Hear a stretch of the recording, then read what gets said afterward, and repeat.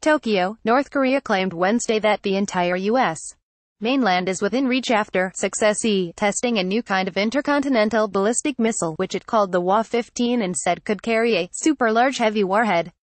While Pyongyang is prone to exaggeration, its boast of having all of the United States in range was in line with experts' calculations that the missile launched Wednesday, which flew 10 times higher than the International Space Station, could theoretically reach Washington, D.C. With this system, we can load the heaviest warhead and strike anywhere in the mainland United States, North Korea's most famous newsreader, Ri Chun-hee, said in a special live broadcast on state television. This missile is far more technologically advanced than July's WA-14. This signifies that our rocket development process has been completed. Kim Jong-un, the North Korean leader, personally authorized the launch, Ri said, as a photo of Kim at his desk and the handwritten order appeared on the screen. North Korea has launched 18 missile tests in 2017, and 13 were successful. Wednesday's launch, the first in more than 2 months, is a clear sign that North Korea is pressing ahead with its stated goal of being able to strike the U.S. mainland, and is not caving in to the Trump administration's strategy of applying maximum pressure. The missile logged a longer flight time than any of its predecessors and went farther into the atmosphere than ever before, reaching a height of 2,800 miles. The International Space Station, by comparison, is 240 miles above the Earth. President Trump, together with his counterparts in South Korea and Japan and the UN Secretary General, condemned the latest launch. "We will take care of it," he told reporters at the White House, calling it a situation we will handle. He later tweeted that Democrats should join Republicans to pass a spending measure to avert a government shutdown after North Korea missile launch. "It's more important than ever to fund our government military."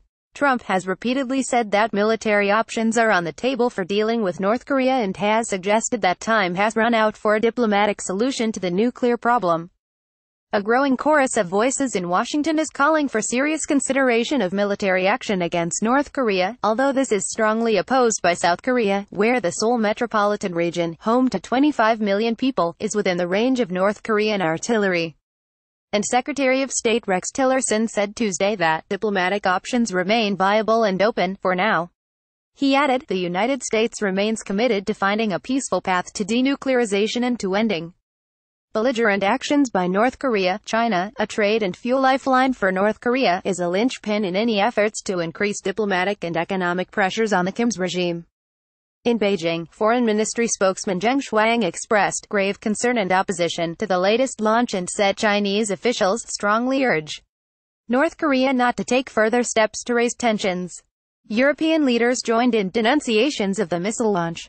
German Foreign Minister Sigmar Gabriel said North Korea's ruthless behavior poses a huge threat to international security.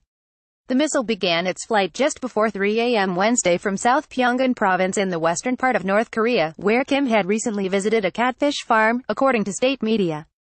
It reached a height of about 2,800 miles before landing 54 minutes later some 620 miles from the launch site, in waters inside Japan's exclusive economic zone.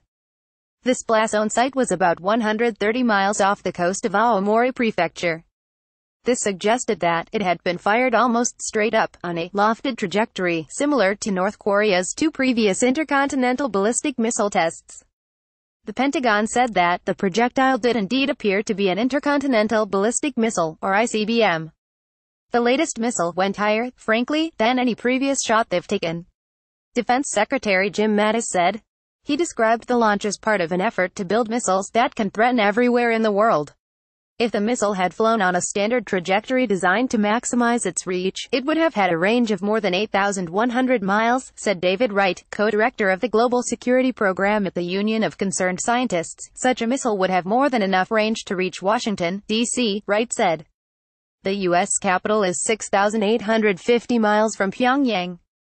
The previous intercontinental ballistic missile tested, the WA-14 tested on July 28, was in the air for 47 minutes and could have flown 6,500 miles were it on a normal trajectory. WA means Mars in Korean. The South Korean and Japanese governments both convened emergency National Security Council meetings after the launch, and both leaders talked to Trump by phone. South Korea's Joint Chiefs of Staff said its military also conducted a precision strike launch exercise in response, firing missiles into the sea. Although it may be cold comfort, it is still unlikely that North Korea is capable of delivering a nuclear warhead to the U.S. mainland, despite Wednesday's claims. That still requires mastering re-entry technology and the difficult task of fitting a nuclear warhead into a missile and having it survive the extremes of temperature and vibrations involved with leaving and coming back into the Earth's atmosphere. But Pyongyang has been making rapid progress toward achieving that goal, saying it needs to be able to protect itself from a hostile Washington. It has made observable advances this year, firing 2 intercontinental ballistic missiles in July, the second of which was technically capable of reaching as far as Denver or Chicago. Kelsey Davenport, director of non-proliferation policy at the Arms Control Association, said that Trump's pressure-centric approach was clearly not stopping North Korea's missile advances. Testing a ballistic missile capable of reaching Washington, D.C., is likely as much a psychological victory for North Korea as it is a technical advancement.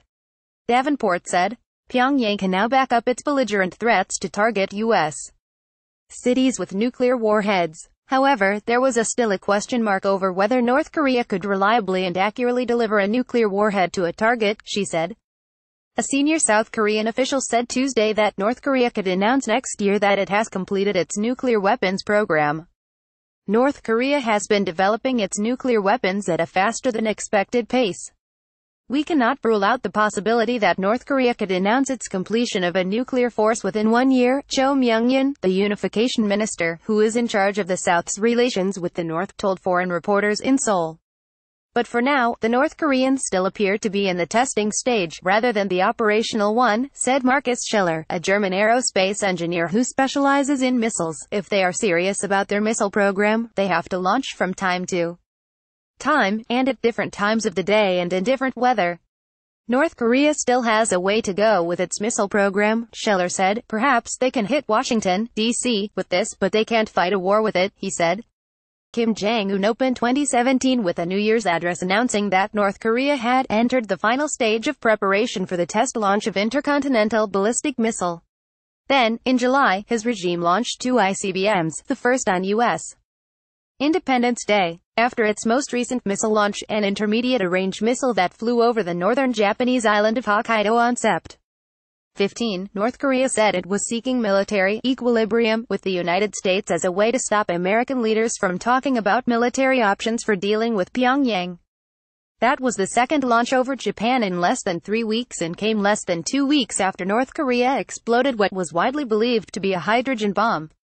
Those events triggered ire overseas, with Trump denouncing North Korea's regime during a speech to the United Nations General Assembly and mocking Kim as Little Rocket Man.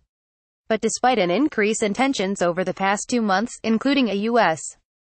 Navy 3-carrier strike group conducting military exercises in the sea between Japan and the Korean peninsula, 74 days had passed without any missile launches by the North. That was the longest pause all year, according to Shea Cotton, a research associate at the James Martin Center for Non-Proliferation Studies in Monterey. Caliph, the pause had raised hopes that North Korea might be showing interest in returning to talks about its nuclear program.